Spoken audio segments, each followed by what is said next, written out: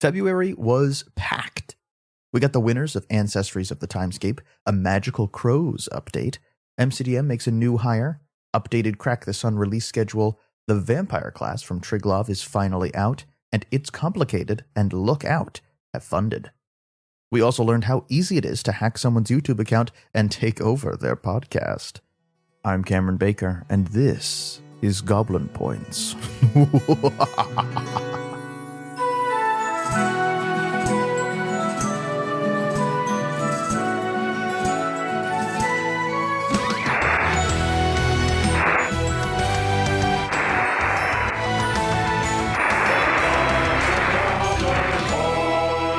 Let's start off with something close to my heart. Gems of the Timescape. After weeks of deliberation, the judges have managed to cover all 100 plus entries and given everyone a score. I've already announced the winner in a video on Goblin Points' YouTube channel, but I'm of course going to cover it here too. I first want to thank all those hardworking judges. When I asked them if they'd be up to spend their spare time judging the entries in the jam, I had no idea how big the jam would turn out. I can't express how happy I am that we had so many people participate, and I'm eternally grateful to the judges who spent so much time judging.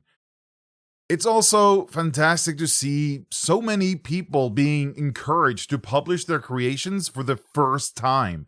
So many have said that the jam was their first time they've put out something for others to see. That makes me so incredibly happy. In the end, that's one of the fundamental goals of the jam, to get people not only creating, but also get the feeling of accomplishment that comes with finishing something. Now, on to the winners. We're awarding the top 3 entrants with the highest overall score. So, in third place, Harmony by Adventure Forth. With this ancestry, you play as something called a root, and you seek out a host to share a body with, becoming Harmony. And as an interesting effect, when you die, you separate from your host, being able to seek out a new one. In second place, The Salt Elves by Second Rodeo Games.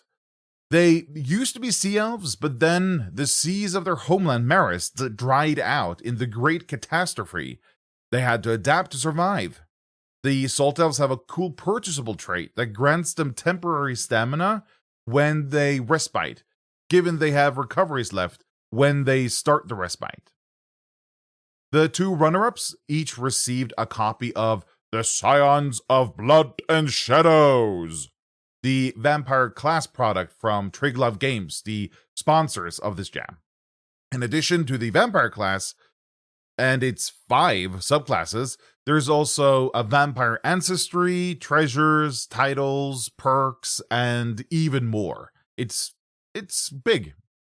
And in first place, this ancestry lets you play as a sentient gas cloud, utilizing a pressure suit for whenever you travel beyond your planet. Through your purchasable traits, you can improve your strong exosuit or manipulate mechanical contraptions by temporarily leaving the suit. The winner of Gems of the Timescape Volume 2, Ancestries, is The Astounding Azimaths by Dima Jadar. In addition to also receiving Scions of Blood and Shadows, the winner will also receive the Boggins of Kingsmire when it releases later this year. The Boggins of Kingsmire takes you to the region of Kingsmere, where you meet the frog people of the Boggits, and the product also includes new domains for conduits and sensors, new treasures, perks, titles, quests, even more. Yeah. In the end, I'm so proud of everyone that participated in the jam, and incredibly happy that we had so many publishing for the first time. Again, fundamental. And the amount of fantastic ancestries that have come out of this have been unbelievable. So thank you so much to everyone for making the jam Such a success. James was back streaming this month. We only got one stream, but it's not the last we'll see of James going forward. He revealed that he'd been recording multiple videos while at MCDM HQ for crows and some videos related to crows. One series of videos is the beginning of an ongoing series of videos on the design process behind crows. This sounds to me very much like the designing the game videos Matt did for a little while developing Draw Steel. And the other series is one that talks about the style of play that Crows aims for. These videos aren't specific to Crows per se, but are meant more as general advice and information, but they'll also overlap with themes present in Crows. The plan is to drop these pre-recorded videos on a regular basis, such that James can record a new batch the next time he's visiting MCDM HQ. For Crow specifically, James has been working on backgrounds, specifically 36 of them. That maps nicely onto the 36 possible outcomes of rolling 2d6, and it allows him to break down the backgrounds into 3 categories. Explorers, which includes people with skills or knowledge that help them explore, like farmers, sages, entertainers, cartographers, etc. Mages, which includes people trained in spellcasting, like wizards, priests, cultists. And then warriors, which includes people trained in martial arts and weapons, like soldiers, guards, and watchmen. These backgrounds will give you a head start when it comes to certain aspects of the game, but they are not determiners of your future. Any crow can cast a spell, for example, given that they have the right equipment for it, but some will be better at it. That might be because of their background, or because they decided to specialize in it later. To be better at certain things, you gain traits, and each background grants you a trait to start off with, but it's not exclusive to the background, so anyone can take the trait if they choose. When you have XP to spend, you can purchase traits from the list of traits. Currently, the idea is that traits are organized into trees, where you have to buy the previous trait to buy the next one. Each of the backgrounds get you started on a different tree, but you're free to spend XP to go down any tree you want. But the further you go down one tree, the more expensive it gets. That means you can spend a bunch of XP buying one trait far down one tree, or spend the same amount of XP on many traits at the beginning of other trees. James also revealed some more details about spellcasting. In Crows, magic is sentient and unpredictable. It strikes back with a backlash when it's gotten enough of being bossed around. While a backlash does happen when you roll a doom, a natural 2 or 3 on 2d10, it also happens at other random moments when you roll poorly.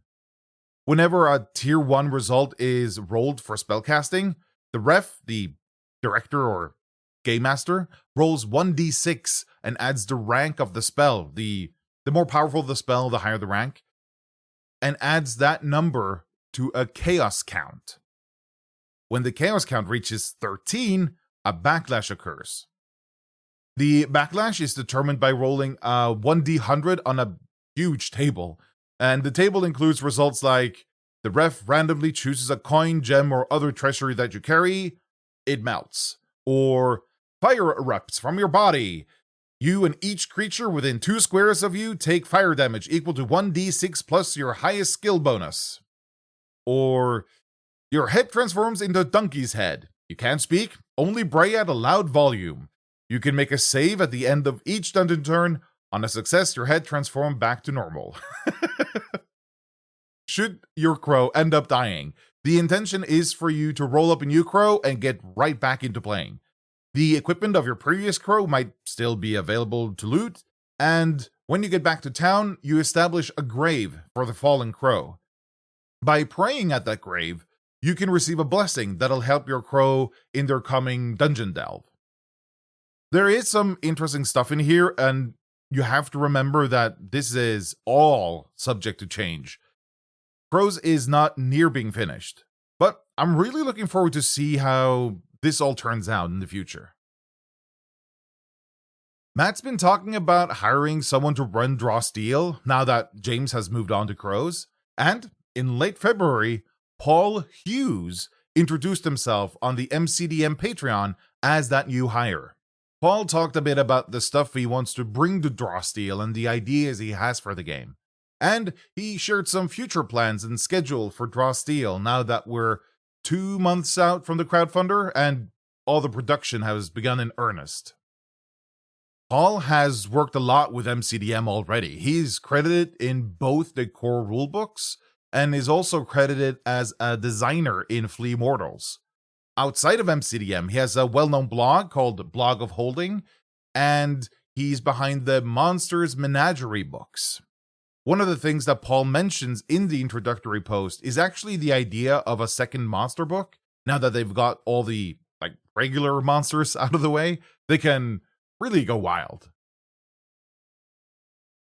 One of the future plans that Paul talked about in his post was the updated schedule for the products in the Crack the Sun crowdfunder. They did include a proposed schedule in the crowdfunder, and if you thought like me that sounded a bit optimistic, MCDM thought so too apparently. The post presents a new schedule, much more reasonable, and which pushes all the releases back a bit, spreading them out, basically. Not only do they feel more realistic, but they'll also prevent the team at MCDM to overwork themselves and burn out because of insane deadlines. So, the updated schedule is as follows. April, we'll get the Beast Heart. June is the release of the Red Road. July, we'll see The Condemned. September, then they'll drop Draw Steel Encounters. November, we'll see the first part of Crack the Sun, in time for Black Friday, apparently. January next year, we'll see the Ancestries book and Crack the Sun Part 2. March next year will be Crack the Sun Part 3. May next year, Crack the Sun Part 4. And finally, in July next year, Crack the Sun Part 5. No word on the physical releases, though, so they might be even after this. This means that the fifth and last part of Crack the Sun has been pushed back by a little over a half a year, and the other product spreads out more or less evenly in the intervening months between now and then. This whole schedule feels much more reasonable and realistic. And while they mentioned in the blog post that they might be able to publish some of this stuff before the planned month, I'd rather they take the time it needs to make every one of these products as good as they possibly can be. One interesting move is the Ancestries book being pushed back by half a year, basically. I think this is in response to the community not being as hungry for new Ancestries, and the fact that the Jam just produced 100+ new Ancestries for the community. While the MCDM Ancestry will have a higher production cost, I urge you to look at the winners from the Jam and tell me those don't look fantastic. Come on. Especially considering they were made in 2 weeks. I'm also glad to see Encounters not being moved out of Q3. I think that's perhaps the most important book in the whole crowdfunder and will be incredibly helpful for every Draw Steel director. Just in time for Valentine's Day, MCDM released Dark Heart of the Wood. This is, of course, very fitting, with the adventure featuring a massive heart on the cover. And a little birdie told me that was in no way a coincidence. The adventure is part of MCDM's line of quests for Draw Steel. Quests are designed to be smaller and shorter adventures that'll grant the heroes a third to a half a level of victories. They're not epic, expansive adventures. They're smaller outings to sprinkle into your campaign. Dark Heart of the Wood brings the heroes to a town being overrun by aggressive plants, let's say, attacking the villagers. The heroes need to travel to the source of the scourge and find a way to stop it. You can pick up Dark Heart of the Wood for $19.99 in the MCDM shop.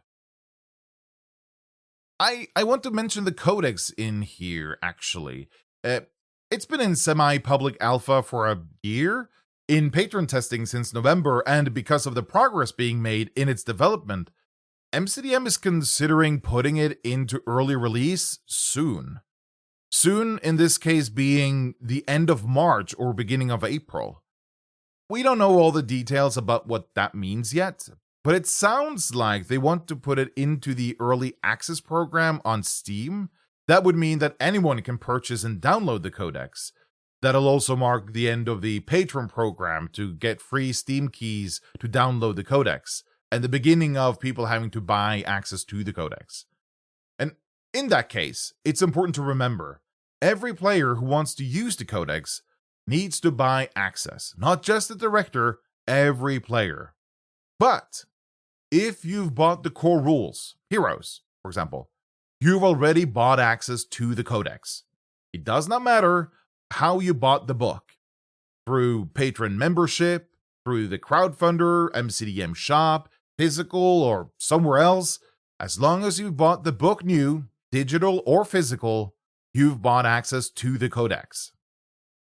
And they've also said they want to provide like a party pack that lets you buy probably 5 Steam keys to get the Codex with a discount. The amount they've been floating is $100 for 5 keys.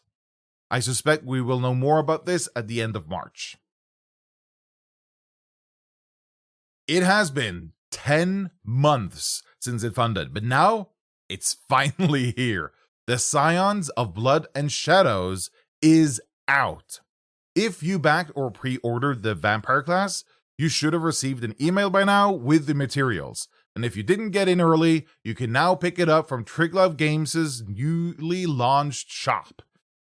The original pitch was a vampire class, and because one of the stretch goals were met, they also made a vampire ancestry, but that's not all that's included in the 52-page PDF document. It starts off with a bit of background on vampires, before moving on to the vampire ancestry. It comes complete with a piece of fiction in style of the core rules, signature traits, and 10 purchasable traits. There are 2 vampire-inspired careers, 4 new vampire-inspired kits, 10 new perks, 4 new complications, 29 new treasures, and 6 new titles. There's so much. Then there's the vampire class itself. It comes with 5 subclasses: Charming Tormentor, Crimson Conductor, Noxious Stalker, Shrouded Lurker, and Spore Bearer. The heroic resource is called Thirst, and it has a benefit table granting extra effects when your thirst is high. But there's also a dark side, a drawback table, which gives you side effects of your growing thirst. The whole PDF is laid out in a way that reminds me of the Draw Steel core rules, but it features more colors and iconography and clearer section titles. The adornments along the top and bottom of the pages features nice little details like tiny bats and vampire fangs. And I can't talk about this without mentioning the art. Holy shit, the art. The cover of the PDF should give you an idea, but that's just the beginning. There are 2 more full-page pieces that are nothing short of fantastic. And the individual pieces of different vampires are also incredible. The art is on level with the stuff MCDM puts out in their books. Truly. You can pick up the Scions of Blood and Shadows for €21. Leo Hojnovsky has announced his crowdfunder for the adventure Keep on the Road to War. This is an adventure that takes inspirations from the Red Hand of Doom, but makes it raw steel. Leo Hojnovsky is actually the next guest on Goblin Points, where he talks about where this project started, what he's done to adapt it to draw steel, and where he got the brilliant art. The crowdfunder launches on March 11. Dima Serban is at it again, and he's released College of the Ardent Skull, a new subclass for the Shadow. This subclass is themed around Hellfire, a special kind of fire that's sticky instead of explosive. As a shadow of the College of the Ardent Skull, you're constantly setting things on hellfire, which gives you surges and edges when attacking. In addition to the subclass, the PDF also includes some new treasure, the Flameshade Retainer, and a rival, the Infernal Assassin. You can pick up College of the Ardent Skull on itch for $5. Rise Heroes Rise launched their new project on BackerKit and promptly funded the whole thing in a couple of days. The product, It's Complicated, is a collection of 100 complications. The crowdfunder includes a preview of 3 of the complications, which include the profile of the Chimera, where you've got 3 extra heads competing for control over the body, substantial composition, where you've turned into a gooey blob, tentacled arm, where one of your arms have been turned into tentacles. It's sporting a fresh layout and a bunch of fantastic art. There's a few days left to back it when this episode drops, if you're interested, and the aim is to release It's Complicated in June this year. Tabletop Nonsense Verse has launched the crowdfunder Look Out! Look Out! Features more than 20 classic D&D monsters adapted to draw steel. In the collection, there are an animated armor, flying swords, and sturges. And for higher level monsters, there are a few frightful solos like the Hydra or the Remoraz or the Gibbering, something, Mouther. It also has these nice black and white line drawings of the monsters, reminiscent of the style of like old school early D&D. There's still time to back on BackerKit with pledges starting at 7 Swiss francs, of all things, and options to get access to a print-on-demand code. Valued Dragon Design has dropped Rogues for Draw Steel in their Ko-fi shop. This is 20 stat blocks of different kinds of people living outside the law, let's say, to use in your campaign. Each band is designed to capture a specific kind of rogue the heroes might encounter.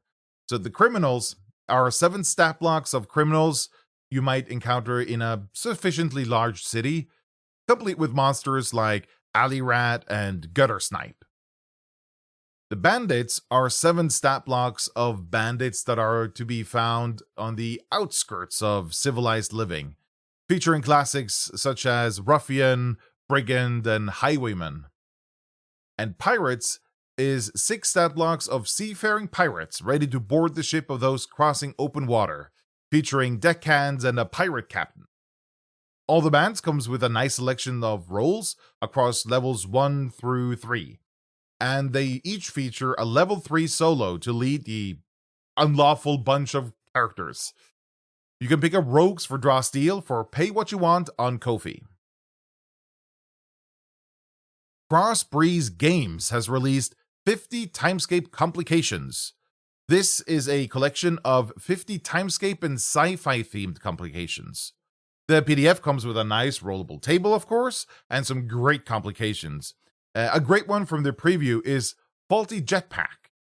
You've inherited, stolen, found, or otherwise acquired a fabulous machine that lets you fly. It has some crossed wires, though. Benefit? You can fly. Drawback: the first time in a turn you fly using this jetpack, roll 1d10 before moving. On a 1, your jetpack malfunctions. You are pushed 5 spaces, ignoring stability, in a direction chosen by rolling the malfunction table.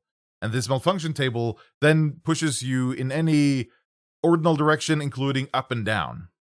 You can pick up 50 Timescape Complications on itch for $5.